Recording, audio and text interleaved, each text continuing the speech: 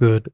Hello, and thank you all so much for watching this pick a card tarot reading for healing of three different kinds. I will be laying down three different piles of tarot cards underneath each of these crystals or stones, whatever you'd like to call them. And this first one here is most likely moss agate. I'm not entirely certain. It's either some kind of polished jasper. I believe it's moss agate. And I know just from even just touching this, from feeling it, and just the sensation I get from, I almost feel like I want to melt. It's absorbing a lot of negativity, and it's really useful for grounding, for balancing, for emotional stability. This is the kind of healing stone really useful for breakups, and it really helps sort of stabilize where you are in your life right now. The second pile that I'm going to create here with this Rider-Waite Major and Minor Arcana deck is Serpentine, and this is really good for spiritual healing and connecting with your higher self, and really actually helping you as a healer as well.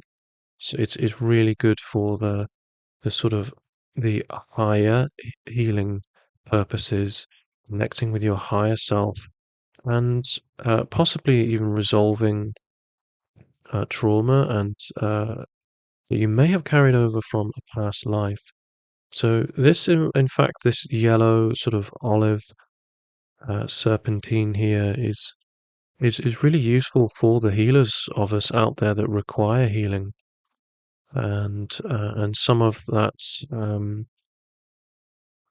pain that we might have absorbed ourselves. Now, the third pile I will be creating here is will be under Obsidian, and this is really good at tackling the root chakra. And so we have a root, crown, and heart chakra healing today, and this root chakra really it's a good all-round healer in some sense. It's emotional and physical and environmental as well. Any real kind of obstacles and struggles that you're going through at the moment, it's really good at just detoxing, cleansing, and allowing you to remove all of that negative energy so that you can commit to the task ahead. So what I would like you to do is I'm actually going to create three piles. They're going to be 5 cards under each, and I'm going to consult the rest of the deck to find out more answers around each healing reading. But what I would like you to do at home is, and this is very important because not a lot of people do this, but I've been advised that this really works, and I'd really love you all to try this at home. So actually take your own personal charged pendulum, your own personalized pendulum, and you've got to charge it yourself. And actually, I want you to hover this over your screen and find out which pile resonates with you, which one is calling out to you. And I'm just doing this as an example, and obviously no cards are down just yet, but this is what I would like you to do. So bear with me whilst I prepare each pile.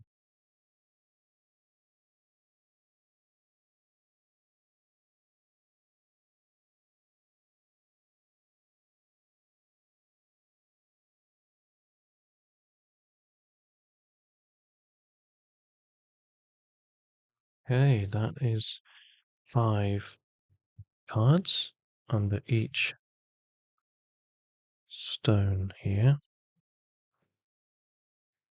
And Once you have, or once your pendulum, or even in fact, once your pile here has kind of called out to you, drawn you to it, it might be that you have no piles calling out to you, or you might have more than one.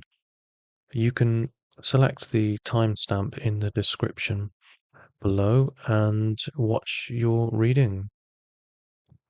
So whether or not you require some removal of just negativity in your life because of an obstacle at the moment, or you need to connect with your higher self, perhaps you've absorbed some pain and trauma from others that you've healed, or perhaps you need to reconnect with your um, higher self. You've lost some sense of your spiritual self, and you need to kind of connect with your consciousness again. Or perhaps you really require some stability and grounding, and some actual raw emotional healing, and you're going through a really emotionally turbulent time. So I'd like you to, I'm going to give you a moment now to swing your charged pendulum over these three piles.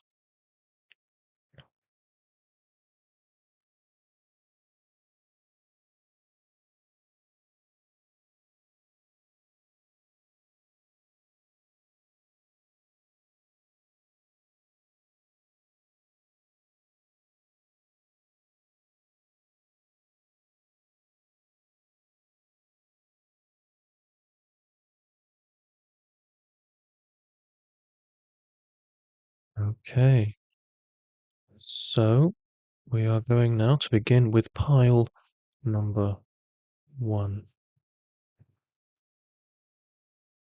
So I'm simply going to remove piles 2 and 3, and we're going to focus on pile 1, and we'll come back to 2 and 3 shortly.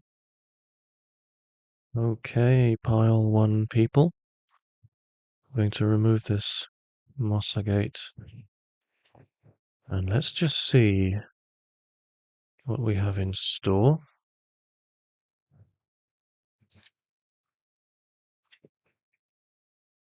Justice.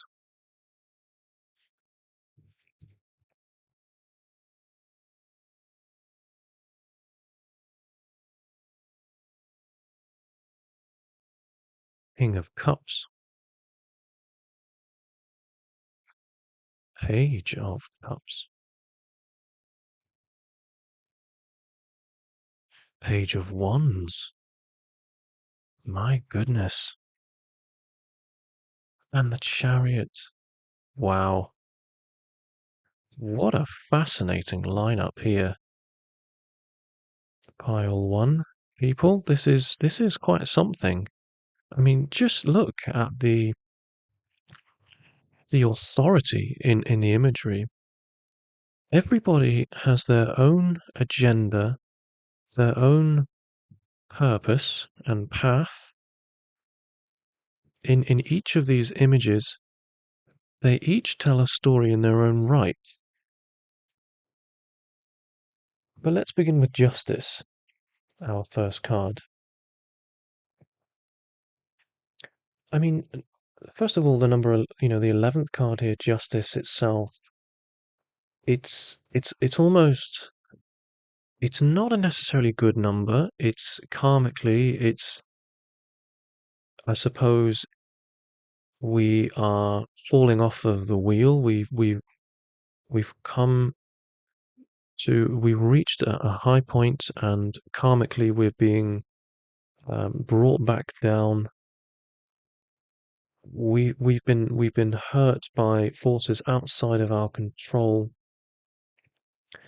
and it's almost like something of a cosmic influence. The amount of red in this image really shows the rawness, the pain that's being caused here, and there's no judgment in her. This is actually a very non-judgmental expression. This person is impartial, indifferent. Um, and very objective in her choice to wield this sword. She's not doing it for any kind of pleasure. This cosmic influence, this cosmic force, this event in your life that has caused this emotional hurt is not any one person's fault, it seems. It's just an act of the stars and completely outside of anyone's control except the planetary forces at work, the karmic forces at work. And it isn't fair. It doesn't feel fair. It's extremely painful. There's no rhyme or reason for it. But take note, take stock in the fact that all things, I don't want to say happen for a reason. That's not really quite fair or accurate to say because there isn't any sense to it. It's not possible to quantify or really understand because we can't see the whole picture. We can't see it for what it is, especially when we're too close to the situation. Or what I want you to take stock in is the fact that things can and do change for the better as well. That this person, this force of justice, can easily swing the sword the other way as well.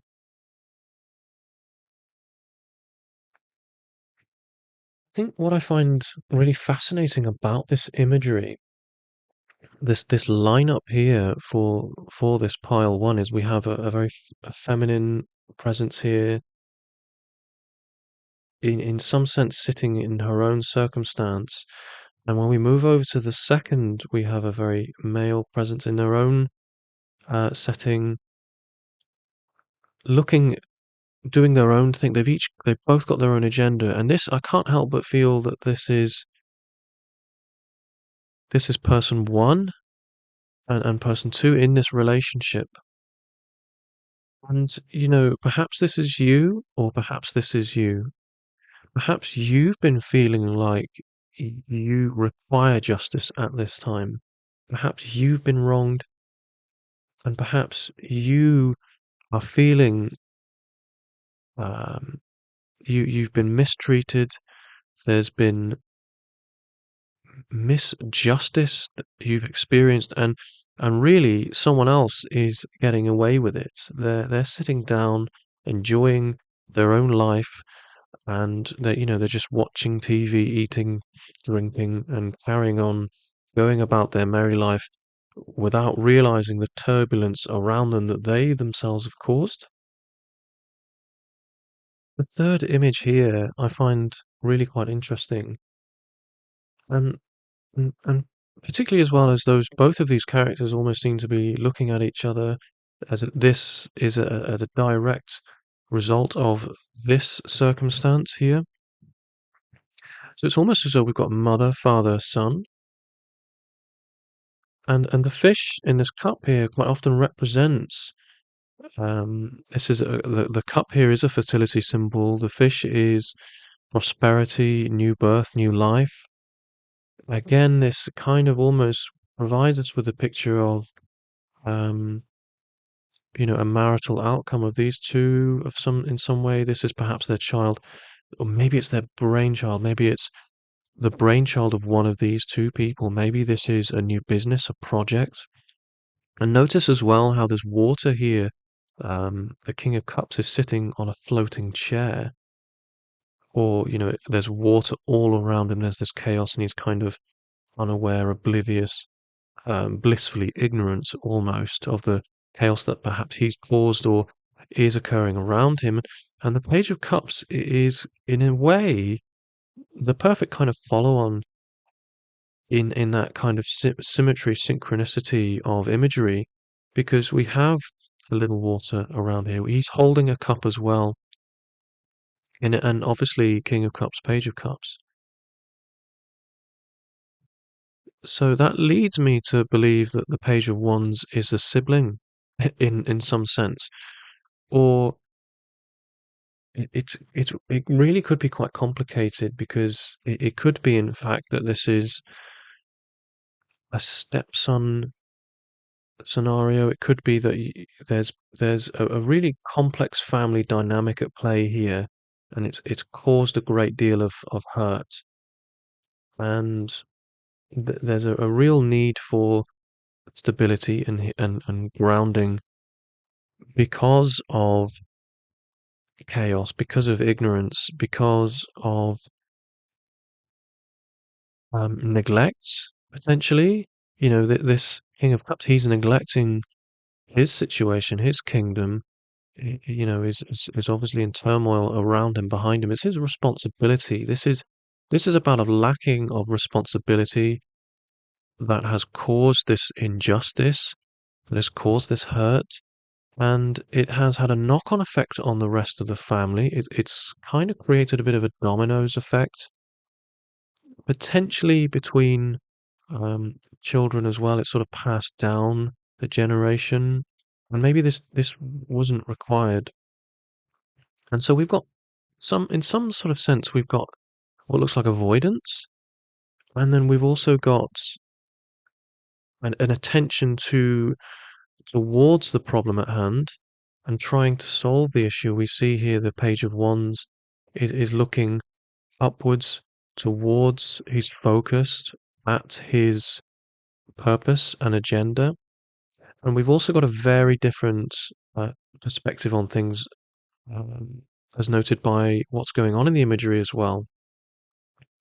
Page of Cups is all about fluidity, uh, dreamy, intuitive, flexibility, adaptability. There's a lack of uh, grounded practicality, a lack of thought towards the environment, much like it seems his father. This person takes after their father, and almost there's an exacerbation of the issue at hand, the injustice at hand here. But the Page of Wands, again, we see more red. We see justice, very grounded. Page of Wands, I mean, quite literally grounded, rooted. He's holding what could be more grounded than wood itself, and he's focused and much less aloof. There appears to be much more sort of alignment in the imagery itself, and a humbleness, a nobleness about the cause, it seems.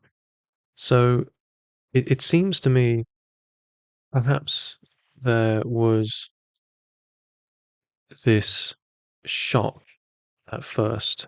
There's grief, there is anger at just how there has been a complete lack of understanding to the situation and the person or people that caused it.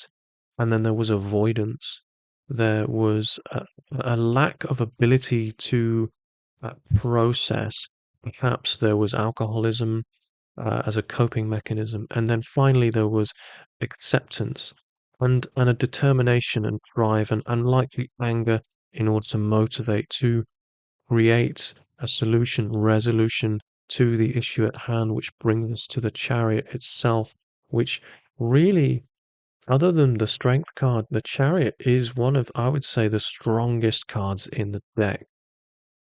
The number 7 really promotes that that brutal determination and drive and actually sort of upright kind of honesty in that brutality. This gets the job done unapologetically, and we kind of come full circle in so much as the scales here have certainly been tipped back again into balance because if you have been wronged, if this is you, if you are angry with the person or people that have caused the situation, fear not, because there is strength for you on the horizon, and and this is something that you're going to find, and there's a real sense of alignment and actually everything I've mentioned about Moss Agate, this balance, this um, healing, stability, and finding your own 2 feet again, and and really healing. Balance is also seen in the duality of black and white, yin yang. There's, the structures either side of the chariot. Everything's leveled out, and once again, we have this very stabilized position. This is kind of coming full circle, except things are much more positive in the imagery, in the color seen in this image. Things are much more prosperous, more peaceful, and there's a lot more freedom here. So the scenario here, the outcome is far more positive. This initial injustice, this mistreatment, this disappointment, this hurt will be resolved, and actually it's thanks to no one but yourself, because it's likely that you've focused on the situation, you've picked yourself up, you've grounded yourself, and you've put the wheels back on. Essentially, as I mentioned, drinking earlier, and it's funny how we got the chariot because, that expression of falling off the wagon. Essentially, this person is back on the wagon again. Um, so I can't help but feel that some sense of avoidance and misjustice uh, has occurred here, and it could be that this is a very complicated family dynamic where one person, and that's perhaps you, has to pick up the reins. And that's the only way this situation, the only way you're going to heal from this is quite literally by climbing back on the horse, by grabbing hold of those reins and steering the chariot yourself, becoming that chariot, be the change you want to see in the world. You are strong enough. You have that strength here. It's right here, and it's right for the taking, and you can see it. It's within reach, and it won't occur through avoidance and ideas of folly. It's advisable that to step away from ideas of the abstract subconscious and imagination, from fantasy. It's advisable to step towards grounded, material, practical notions of environmental, um, the pragmatic and planning ahead, and looking at the situation in a very level-headed, rational way. Step away from television, from reading books and from watching films and from avoiding the issue. Step away from that. It's now time to tackle the situation, see it for what it is, tackle it head on, and pick up those reins because you are strong enough.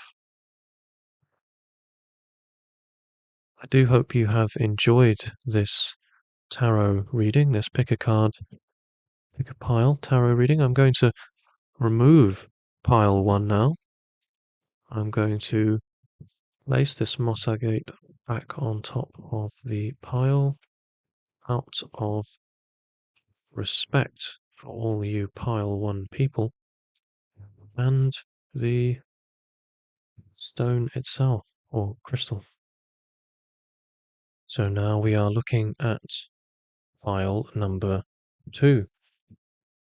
And this is for all of you spiritual healers out there, for all of you who are looking to connect with their higher selves and maybe some deeper seated aspects of your consciousness or your past life self, some past life healing, or some healing that perhaps you've absorbed, you've received through healing others.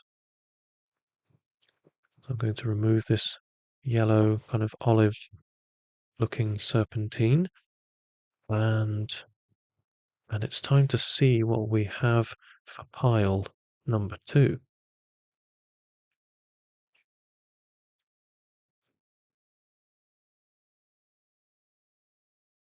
The Eight of Swords. King of Swords. The Fool.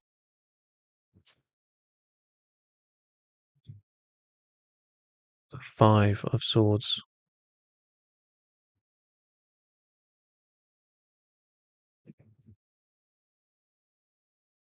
And the Six of Cups. Wow.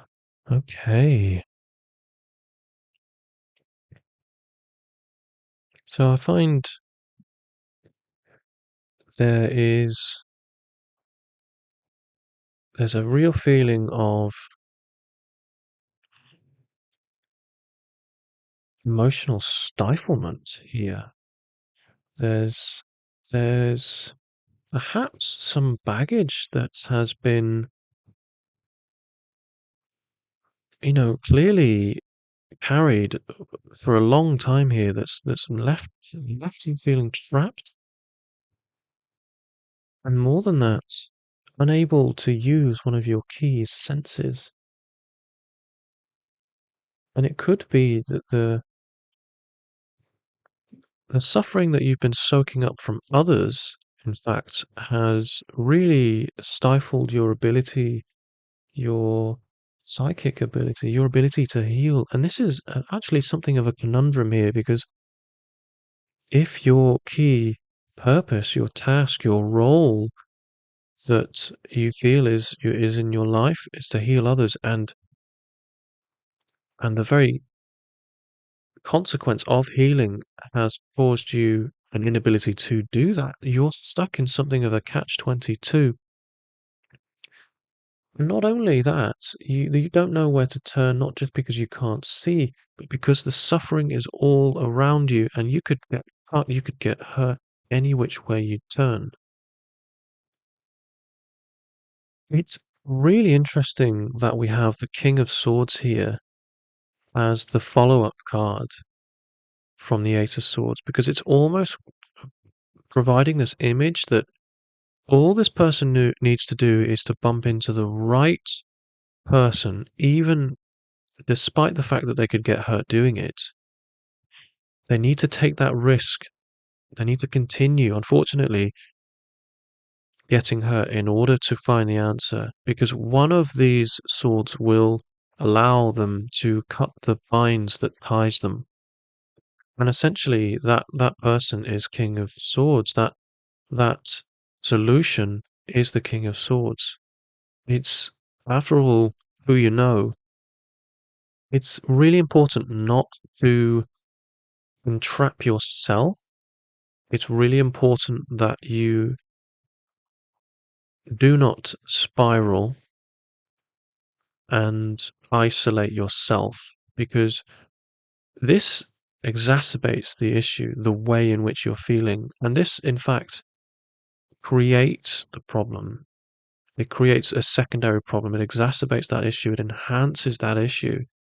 You're not going to find a solution by shutting yourself off, by being overcautious and not taking the necessary risks, because sometimes destruction is required. Sometimes then we require actually someone to swing a sword at us, to cut us free. That it might well be that you you get cut in the process, you get hurt in the process, but it will unleash a lot of pent up hurt and built up emotion that's been stored up within you that needs to be released in order to allow you to be free, because you need to be free, and you will be. It's just that you need to find the right person, the right tool to allow you to do this. And perhaps, in fact, this reading is part of that. The fool here is blissfully unaware, it seems, walking to his demise, but he's very happy about his situation. Who's to say that he's not right to make an unwise decision? And actually, who's to say that the decision is unwise at all? It looks as though he's foolish. We don't know how far that drop is and what there is beneath. Perhaps the fool, he or she, is well aware of what lies beneath. Perhaps we are the foolish ones. This card here really represents what we all need a little bit more of. Nothing could make a person happier than sheer blissful ignorance. When we are all too aware, we soak up, we are too sensitive, and we soak up all of that pain and that hurt around us. And actually, sometimes we need a defense mechanism that is healthy. Sometimes we need to close ourselves off and protect ourselves from being so absorbent, particularly as spiritual healers.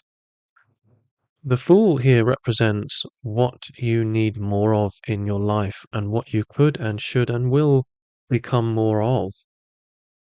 And in no negative sense, I get nothing but positivity from this card in this reading. I mean, just look at how much yellow is in this imagery. He's the sky is perfectly yellow. He's almost sort of grounded and aligned with what the majority of the color in this image represents.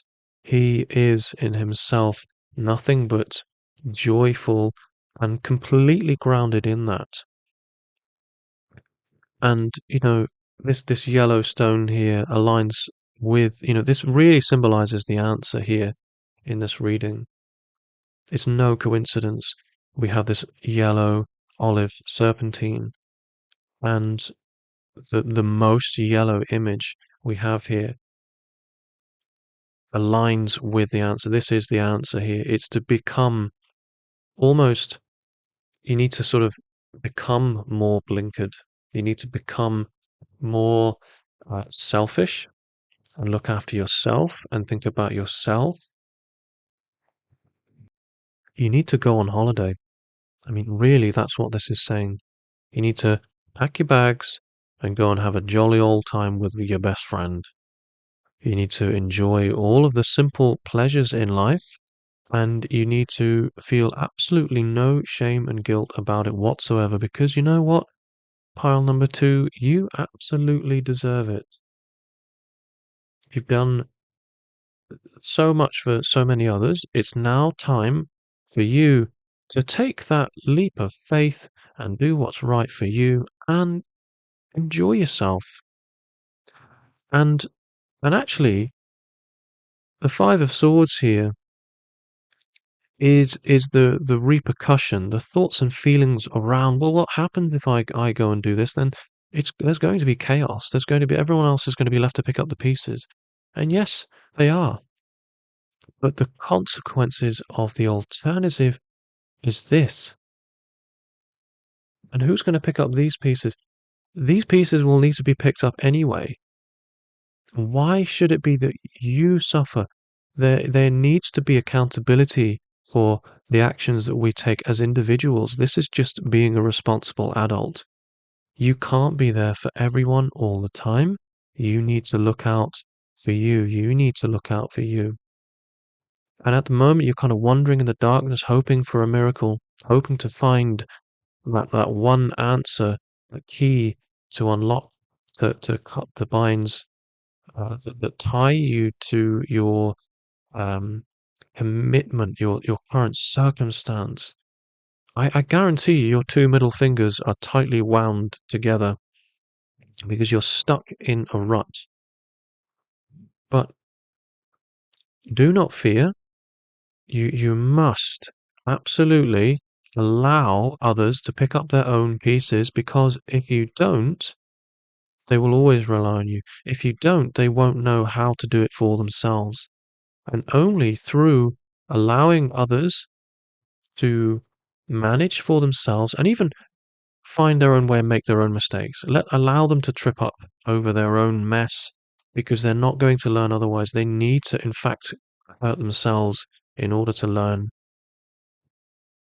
And only through doing that will you grow with, your garden here. This is quite literally the outcome of the advice I'm providing. There's peace, there's prosperity. There really is a wonderful and beautiful outcome from allowing a little destruction to occur. Essentially, what I see here is the conundrum of too much risk taking analysis. There's too much thinking ahead, there's anxiety, there's too much planning. And when you think ahead, when you live in the future, you are in a state of sheer anxiousness and you're not grounded enough. The fool is grounded because it might not look like it. So everyone looking on, it is anything but grounded. But as I say, the majority of the image is yellow. Serpentine is yellow. The boots he is wearing are yellow. He's grounded in, he's aligned in what he knows. Only the fool is foolish to everyone else. To himself, he is anything but foolish. He knows exactly what he is doing. Just look at what can be had from actually necessary destruction. And don't forget that you're not causing this destruction. This is others not being capable of managing their own lives. And it really is time that you let go and stop beating yourself up over feeling so committed to solving other people's problems and thinking ahead and planning ahead. It's not doing you any good. And once you learn to let go, you will see that each of these people will find the tools to grow themselves. And the sense of peace and calm that you gain from this will be the definition of peace, prosperity, success, and happiness. And once again, yellow serpentine here is a little piece of each of these cups. And actually, learning to let go is one of the more powerful tools for those that need to connect with their higher self, for those that need to heal themselves as healers. Who heals the healer, after all? It's extremely difficult to, you won't really be able to heal yourself because you're too close to your situation. And you're too close to your own situation to see it for what it is. So I'm advising you to step away and to actually enjoy a life of folly at this time. Allow others to create a little of their own havoc because it's necessary in order for there to be a positive outcome for everyone involved. Pile number 2, I do hope you've enjoyed this reading under yellow serpentine. Now, I'm going to put this pile away. Once again, I'm going to rest yellow serpentine on top out of respect for pile 2 people and the stone itself. And I'm going to move on to pile number 3. So the black obsidian here is a really powerful all-round protector in terms of the environmental, the physical, the body, as well as spiritual protection as well. So pile 3 number people, I do hope you are ready for your tarot reading. We are going to expose some truth here and remove some blockages. I'm really looking forward to this one.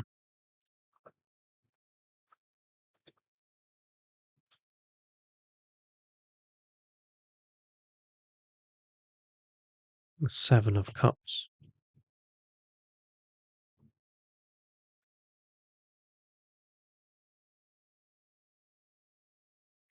The 3 of Pentacles. The Two of Pentacles. Wow. The Eight of Pentacles. My word.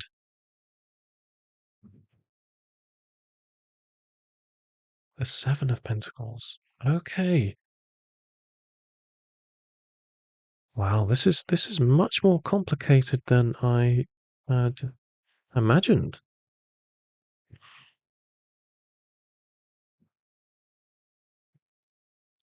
Okay, I'm starting to get the image here. I'm starting to get a story.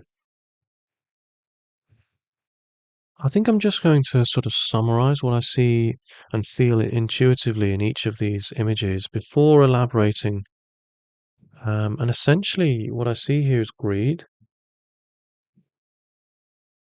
And, through all unhappiness, through all hurt and pain and negative emotion, essentially at the heart of all of it is desire.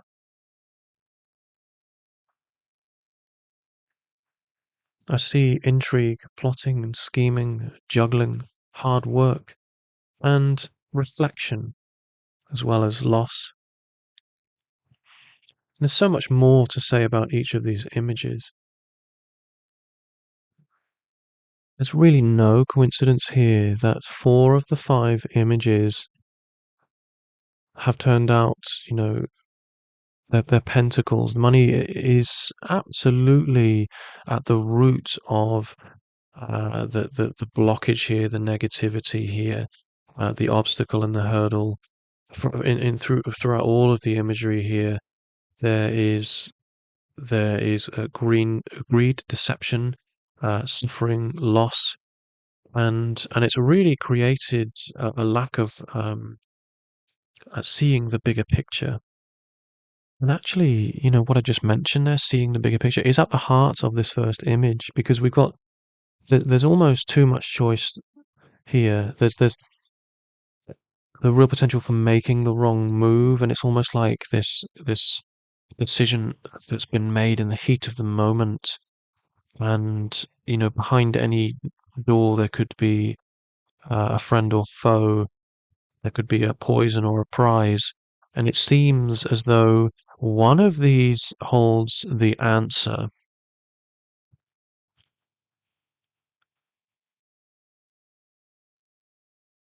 It also kind of provides the impression of there is a negative, a dark force here. There's a void here. There's some force here looking to take away from that which you have, to drain you of your uh, special talents, abilities, um, your energy, and what you are made of, what makes you unique.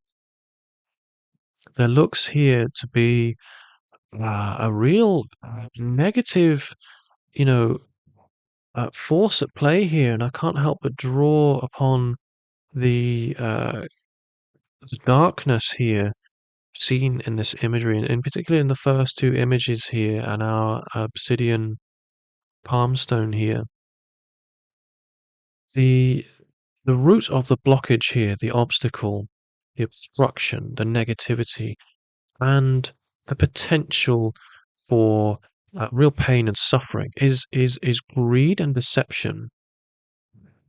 Is envy and lies, and this is what we see here. This is greed and envy, and this is lies and deception. These are people plotting here to take away that which essentially there are people out there that have seen what you have and want it for themselves, and they have gathered en masse behind closed doors in the depths, in the crypts, to plot and scheme to take away which what you have, and they want as much as they can get. Essentially, they will take as much as they can, they will carry as much as they can, and they will run away. You can see a little ship in the background on a wave there.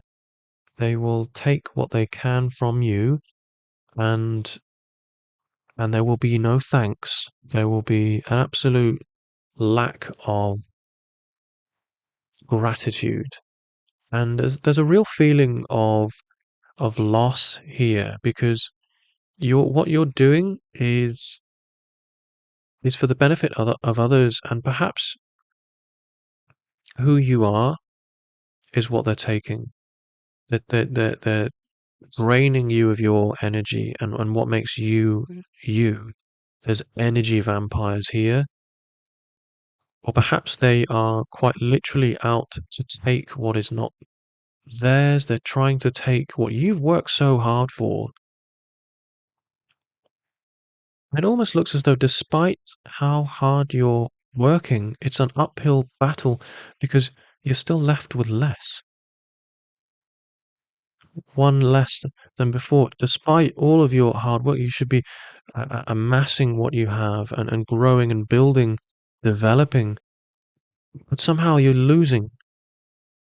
And it's because of the deception of this theft, this unknown force at play that you can't see, perhaps, that is stealing from you.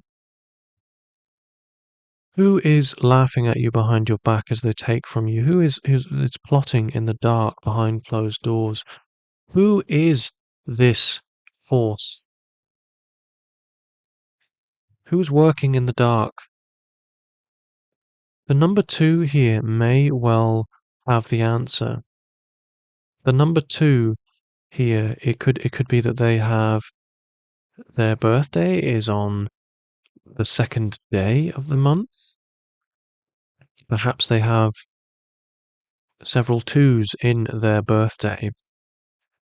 Perhaps it's the second day of a month that they take from you every month. Perhaps it's the 22nd.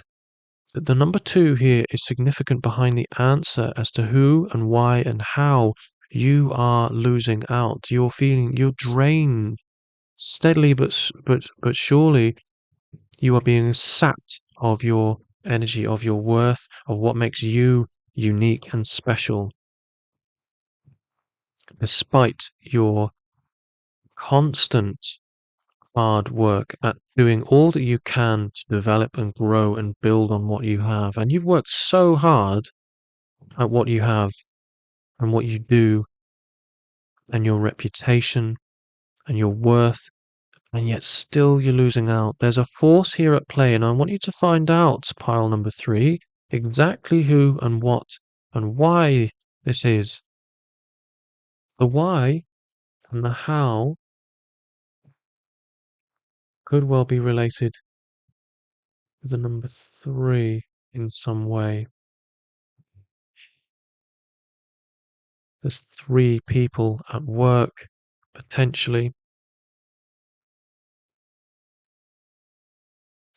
Or it could be that this is you in this image and two people, again, the number two, be two people at play here that are, unbeknownst to you, taking from you right in front of your face without you even realizing it.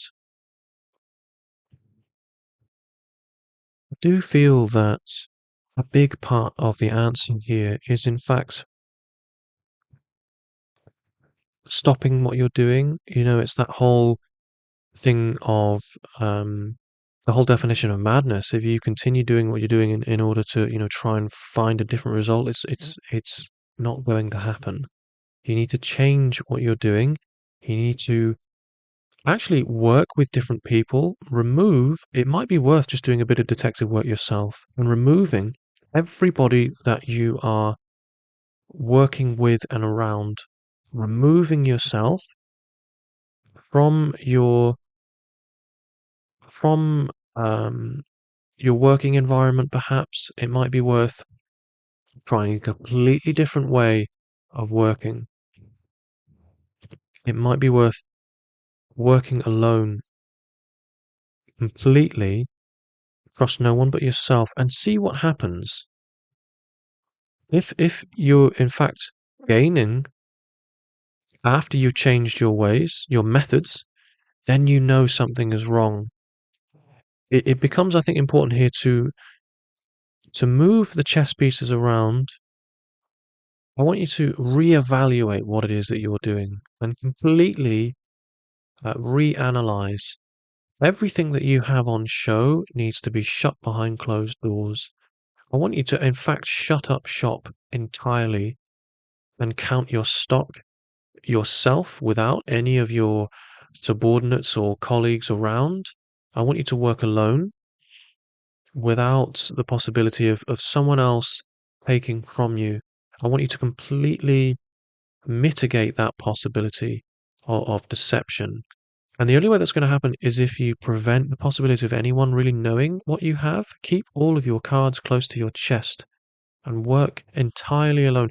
Try to find some way of mitigating any possibility of anyone taking from you whatsoever. And let's see for you, pile number 3, if in fact you stand to gain after this outcome. And obviously I've mentioned a lot of my interpretation here has been very material, very financially inclined. But this really could be, and I mentioned also energy vampires because it really also could be someone is quite literally sapping your psychic energy. Obsidian is very good at protecting you psychically.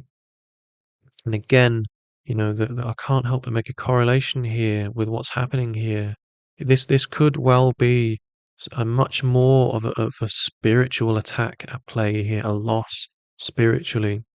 And you can apply my advice in a very spiritual kind of equation, um, analogy, and it will still apply. So I'd really like you to try that. If perhaps you feel drained at the end of every day, despite doing all you can to protect yourself from that, something needs to change. And it could be that person or people who are posing as those as your friends or protectors or people who are in fact there to help you. Potentially they're not, and it might not even be that they're doing it intentionally. It might be that they are unknowingly envious or, in awe of what you have, and they are somehow unintentionally and unknowingly, unwillingly even, taking from you that which you have, causing a loss. Pile number 3, I do hope you have enjoyed your tarot reading. Please do let me know what your thoughts are. Thank you all so, so much for joining me in this video for all kinds of healing and really removing any kind of obstacles and blockages, suffering, and really sort of grounding and stabilizing and finding a solution to your current problem, whether it's physical, whether it's an external or an internal one. These tarot readings I'm doing now are very new. I do hope you enjoy them. Let me know what your thoughts are, and I hope to see you on the next one. Before I leave, I would like to just mention that I was advised to try these by a good friend, an extremely talented astrologer. She calls herself Gaia. You can look at her website, cosmicprogram.com. She did an astrology reading for me, and it was remarkably accurate. I actually am still completely blown away and amazed by the level of uh, accuracy in that reading. Not in just terms of not in terms of just timing, but the specifics around what happened at those times. And I know that she's absolutely genuine because, like me, when it comes to reading palms, I say to my clients, I don't want to know anything other than your age and what your hands are saying. Of course, ask any questions, that's fine, but don't tell me anything. I will tell you the answers. And Gaia said the same thing to me. And the things that she revealed, only I know. And so I was absolutely blown away. And it's really allowed me to um, I suppose, understand myself a lot better and really move forward with my life with more purpose. And essentially, that is what the divinatory arts, these ancient divinatory arts, are for. That's what palmistry is so good for as well. And they're all interlinked in some way because it really, time and time again, proves that the planets, that time itself, it's all something of a construct. It's all connected. It's all part of something of a kind of cosmic design. And it is very, very possible to tap into this and gain a far greater understanding of that which appears completely outside of our control or the known order of things. So please do check out her work. She advised me to carry out these pick a pile tarot readings, being that I'm quite good at visually interpreting signs, and really has allowed me to sort of connect with actually a fundamental aspect of myself that I had somehow, in some way, for some reason, lost lost connection with. So if you're watching, Gaia, thank you so much for everything that you have done and continue to do. Thank you very much for watching. Please like, please subscribe, and I will see you on the next video.